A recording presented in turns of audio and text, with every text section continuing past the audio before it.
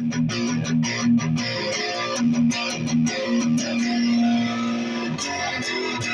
have no idea where that was going. What's up, everybody? Welcome back to the Creepy Crawl.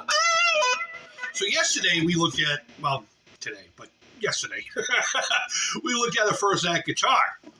This is going to be part 3 in the Captain Obvious trilogy. This one actually belongs to him. I want to do this one last.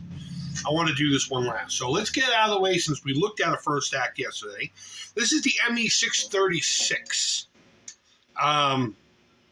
Another guitar that I'm liking more than I thought I was going to. I had to be perfectly honest with you. I don't like the shape of this thing. I don't like the way it looks. It seems small to me.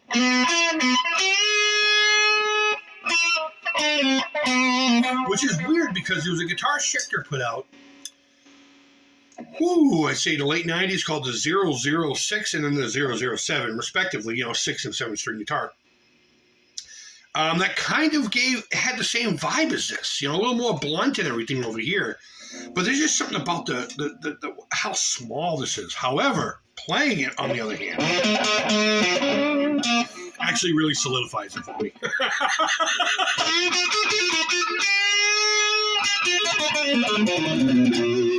It feels like I'm like a giant now and I'm playing a little kid's guitar. I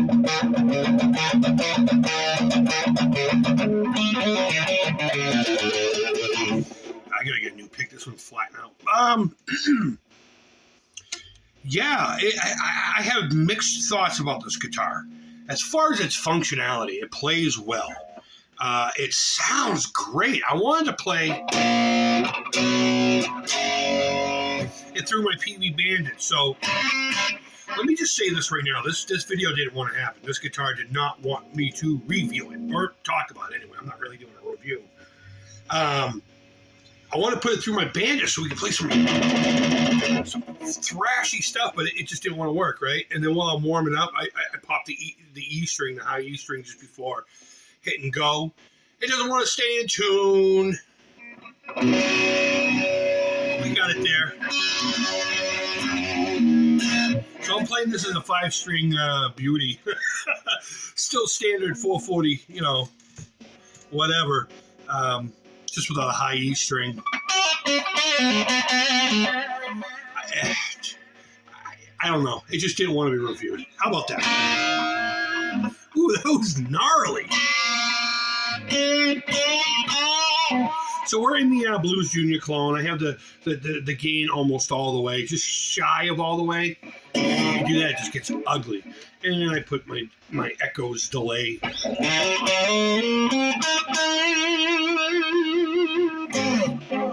in front of it to give it a little bit of dampness, so to speak, and I have the reverb on. So I'm guessing the body's older.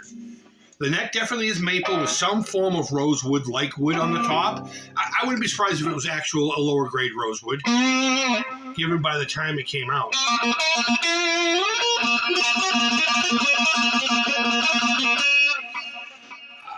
Tuners are caca. They're completely caca. I don't like them at all. I don't think they belong on here anymore. The nut needs a little bit more filing. Every time I kept trying to tune it, it just did nothing but pinged.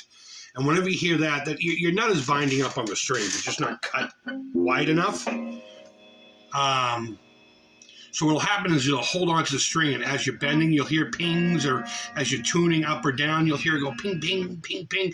I hate to say it, but this was the worst I've ever heard.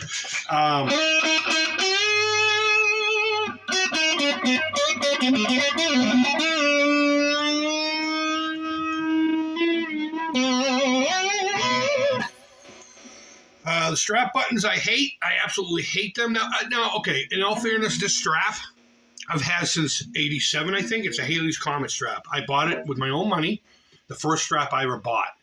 And it seems to be the one constant in my life guitar-wise, next to my dad's acoustic. It's been around for a while, so I don't know. I think it's actually the placement of the strap button, because it's at this weird angle on this horn. I don't know. We either need to get something wider on here for you, buddy, or strap locks. Get those DiMarzio ones where you actually screw half of it in here and it clips onto. It's pretty cool stuff.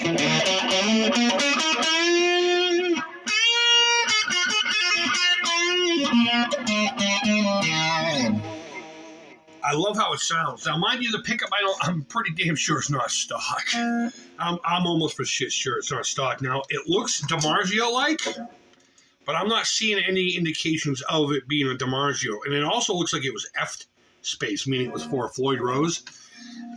Because the lower register here just, I mean, I don't know. I guess the pickup could be adjusted over. I don't think it's that, though.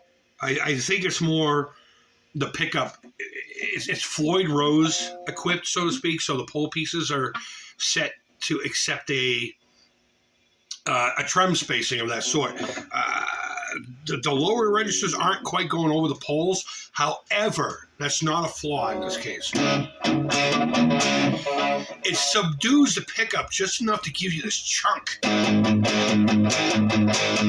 Even on this low gain little tube Chinese piece of crap amp.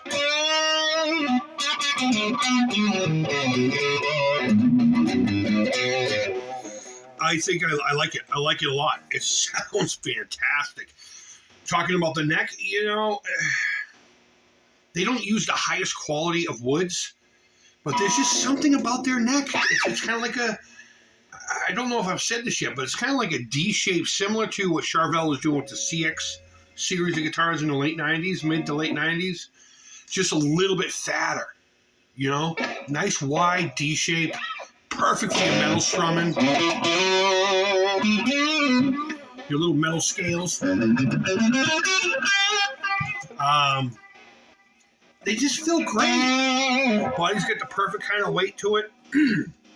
The bridge seems like it's a decent quality, and I didn't really go into it too much in the last video. I just said it was a nice, solid piece of metal. There's a good chance that it's pot metal. I know that. But a lot of times they'll be like thin and they'll feel cheap and chintzy.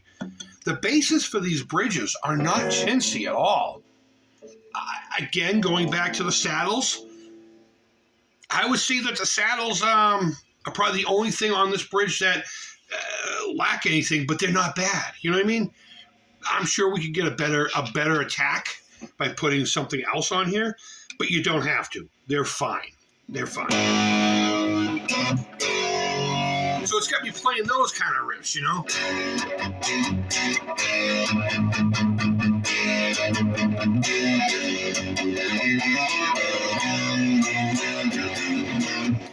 Yeah, I kind of screwed the pooch on that one. I also don't have the pickup really high. I'm leaving it where it is. It sounds great where it is. It should be a little higher, but I bet you it will just mud things up. The volume, much like mine, is a nice taper. Same with the tone. The feel of the guitar has like this slinky, like it makes you want to be Leslie West and be like, And I'm pretty sure that's got to do with the single pickup vibe. There's a lot to say about a lack of a magnetic pull here on the strings. People theorize about that all the time. And I think there's something to it. There's just something about a single pickup guitar and the feel of it and how it makes you play. It makes you play like that. Your shoulders are crimping up and you're like, yow, Pretty rad stuff. I am also noticing that this guitar suffers from the same thing that mine does. And a few of my other cheaper guitars. These are mass produced for not a lot of money. So they literally fit the neck on there. They get the thing playing and out the door. Now, these had a better setup than most guitars of the time as far as like the price range. But I doubt you're going to be able to see that. But the saddles on the bridge here aim downward a little too much for my comfort anyway. Same on my first act, which leaves a bunch of these out here, the set screws to annoy your hand. Plus, it just feels weird. And simply what that needs is just a little shim on the neck to bring the neck up a little bit so you can put the saddles pretty much where they need to be, kind of like neutral, a little slightly higher, slightly lower, depending on the string or whatever.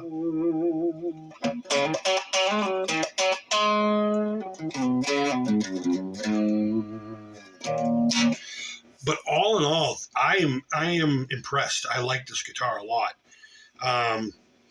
Would it be my first to go to? No. If I had to play this, would it bother me at all? No. not at all. Very interesting guitar. It has its own vibe when it's on your person here. It feels it looks and feels like it's going to be cheesy, but it's not when you have it in your hand. Even in your hand, you're looking down and seeing this little guitar. And that's not to say I don't like smaller guitars. I love shorter scale necks. My daughter has a short scale acoustic, and that thing plays like butter, and it's because of the short scaleness of it.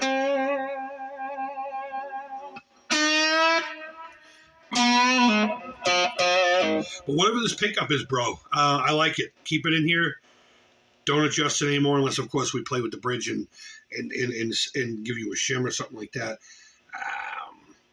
Overall, the ME636 pretty decent guitar in my opinion. It needs some love. It needs a few little things. I would say definitely get rid of the strap buttons or put strap locks on there. I'm gonna work on the nut. Don't worry about it. I got my nut files out already, brother. I got my nut files out already. Don't you worry. And I'm gonna see if that helps with the tuning stability. If that helps, then these tuners are less junk than I thought they were. But other than that, the bridge is solid. The guitar's well crafted. Not any play at all in the neck. No gaps that I can see that are ugly. Well crafted. Student grade guitar that can go on and on for any occasion, recording, playing in your bedroom.